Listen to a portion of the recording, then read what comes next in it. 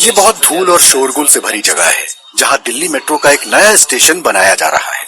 ये आधुनिक भारत में तेजी से हो रहे शहरी विकास की एक तस्वीर है। ये एक दवाखाना है जहां लोगों का इलाज पुरातन पद्धति से किया जाता है, वो पद्धति जो 2000 साल पहले जन्मे एक व्यक्ति की सोच पर आधारित है। पश्चिमी जगत इस चिकित्सा पद्धति को वैकल्पिक चिकित्सा प्रणाली कह सकता है।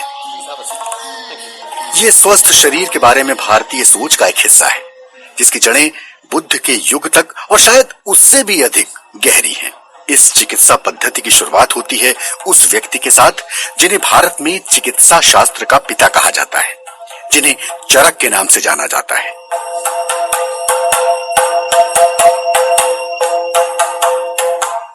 आयुर्वेद प्राचीन भारत में चिकित्सा के तौर तरीकों का संग्रह है और इसी में हमें चरक के बारे में जानकारी मिलती है। वेद का अर्थ है ज्ञान और आयु माने लंबा जीवन। इस प्रकार आयुर्वेद एक तरह की मार्गदर्शिका है जो स्वस्थ जीवन पाने का तरीका बताती है।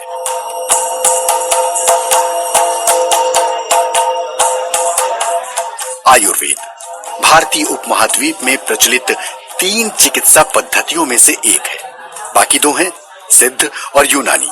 भारत में लोगों के स्वास्थ्य को बेहतर बनाए रखने में आयुर्वेद आज भी महत्वपूर्ण भूमिका निभा रहा है। चरक ने आयुर्वेद के बुनियादी सिद्धांत ईसा से कई सदियों पहले बनाए थे, लेकिन 20वीं सदी की शुरुआत में आयुर्वेद एक पेशा बन गया। आज ये भारत सरकार की नीति का हिस्सा है और भारत का स्वास्थ्य मंत्रालय आयुर्वेद के प्रशिक्षण के लिए धन भी देता है।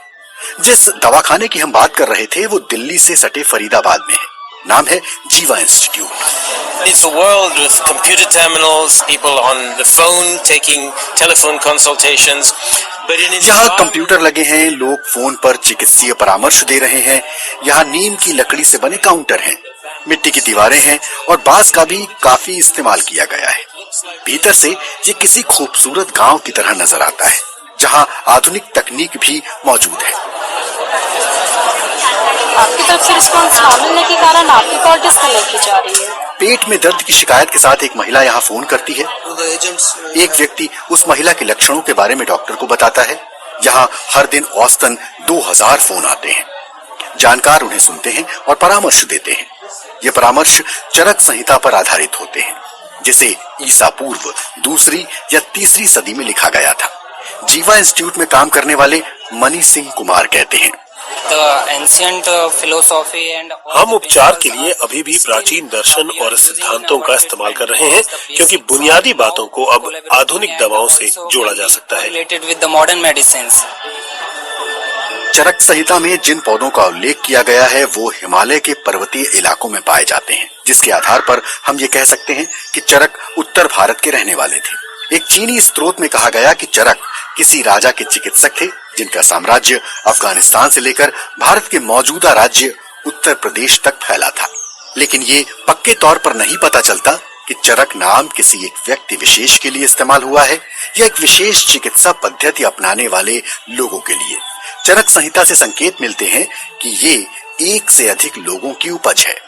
वियना यूनिवर्सिटी में सीनियर रिसर्च फेलो डोमिनिक वुजास्तक कहते हैं, This is a long encyclopedic work with many chapters covering all aspects of human life. ये एक बृहद ज्ञानकोश की तरह है जिसमें कई अध्याय हैं, जिनमें मानव जीवन के हर पहलू पर बात की गई है। इसमें आनुवंशिकता का उल्लेख है, आप दीर्घायु कैसे हो सकते हैं इसके बारे में बताया गया है। इसमें यह भी कहा गया है कि प्रकृति के विरुद्ध जाने से किस तरह भांति भांति के रोग पैदा होते हैं। इस तरह के और भी कई अध्याय हैं इसमें। Causes all diseases, how to build and to supply and run a hospital, and many other topics.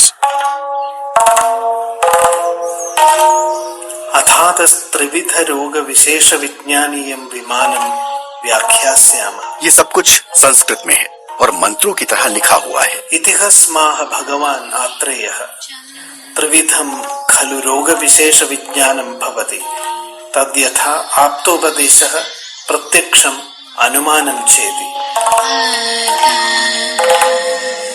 चरक ने इस ज्ञान को प्रश्न उत्तर की तरह आगे बढ़ाया।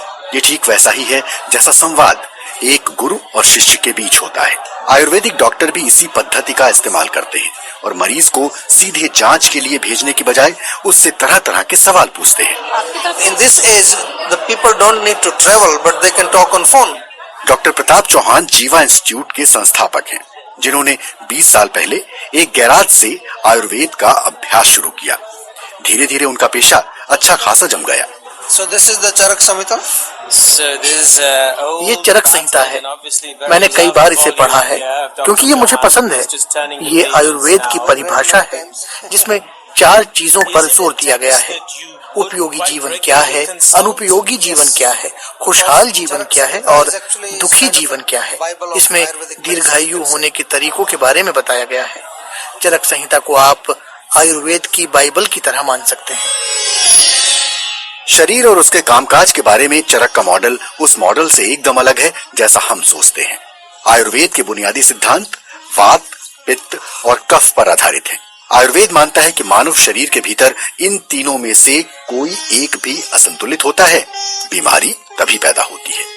19वीं सदी समाप्त होते होते आयुर्वेद एक आधुनिक पेशे की तरह उभरा। भारत में तब ब्रिटिश हुकूमत थी। पश्चिम जगत में भी 1890 के दशक में चरक की चर्चा थी। न्यूयॉर्क में डॉक्टरों ने चरक क्लब बनाया था। भारत में पढ़े लिखे सवर्ण राष्ट्रवादी लोगों में भी आयुर्वेद लोकप्रिय हुआ, जिन्होंने ब्रितानी शासन से लड़ने के लिए अपने इतिहास और परंपराओं को टटोलना शुरू किया। महात्मा गांधी ने भी आयुर्वेद को अपनाया। उन्होंने अ गाइड टू हेल्थ नाम की एक किताब लिखी जो व्रत उपवास के आयुर्वेदिक सिद्धांतों पर आधारित है। आपकी तरफ से रिस्पॉन्स ना मिलने के कारण आपकी कॉल डिस्कनेक्ट की जा रही है। What's remarkable about this telemedicine center is that each is इस टेलीमेडिकल सेंटर की खास बात यह है कि हर एक व्यक्ति को व्यक्तिगत मेडिकल परामर्श दिया जाता है।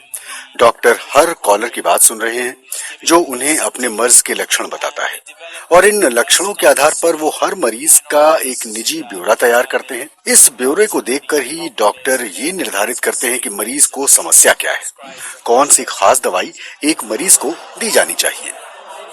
परीक्षणों के दौरान कई आयुर्वेदिक उपचार मानक स्तर के पाए गए हैं और कई भारतीयों का मानना है कि आयुर्वेद पश्चिमी चिकित्सा पद्धति का पूरक है। ऐसा मानने वालों में डॉक्टर संकर्षण वेलायथन भी शामिल हैं, जो जाने माने हार्ट सर्जन हैं। वो इंडियन नेशनल साइंस एकेडमी के अध्यक्ष भी रह चुके हैं। आयुर्वेद का एक बुनियादी सिद्धांत यह है कि व्यक्ति की प्रकृति क्या है।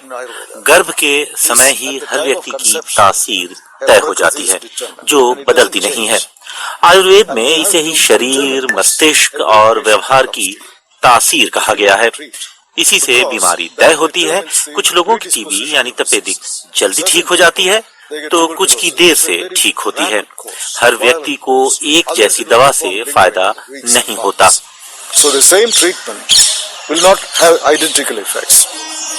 इसके बावजूद भारत में लोगों ने और मीडिया ने भी आयुर्वेद को हाथों हाथ लिया है। डॉक्टर चौहान अपने जीवा इंस्टीट्यूट में टेलीफोन पर परामर्श देने के अलावा एक टीवी शो भी करते हैं। भारतीय जीवन में तनाव और प्रतिस्पर्धा ने आयुर्वेद को जगह बनाने में काफी मदद की है। भारत के शहरी जीवन में मैं ऐसे कई पेशेवर लोगों को जानता हूं जो हर दिन 12 घंटे काम करते हैं। कई लोगों के लिए आयुर्वेद माँ की मौजूदगी की तरह है और फिर इसमें प्राचीन भारतीय परंपरा का गौरव भी है, जिससे आयुर्वेद को अक्सर बढ़ावा मिलता है। प्रधानमंत्री मोदी ने मुंबई में साल 2014 में आधुनिक तकनीक से लैस एक अस्पताल का उद्घाटन करते हुए प्राचीन भारतीय दवाओं पर जोर दिया था।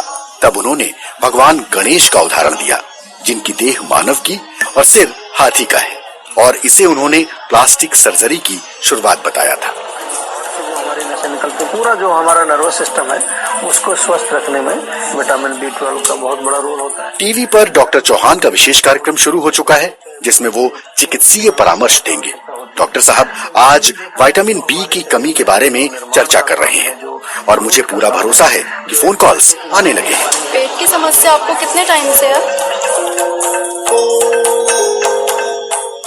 आयुर्वेद में किए गए कई वादों में ये वादा भी शामिल है कि चिकित्सक अपने मरीज से एक व्यक्ति के तौर पर ही बात करेगा।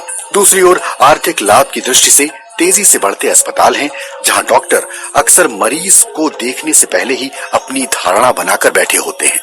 जबकि चरक कहते हैं जीवन ऐसा हो कि दवा की जरूरत ही न पड़े। और इसके लिए बुद्धि और सही निर्णय की आवश्यकता होती है। आपने जीवायुर्वेदा में कॉल किया था डॉक्टर प्रताप चौहान जी के टीवी शो के दौरान? पहली बार कॉल किया था आपने?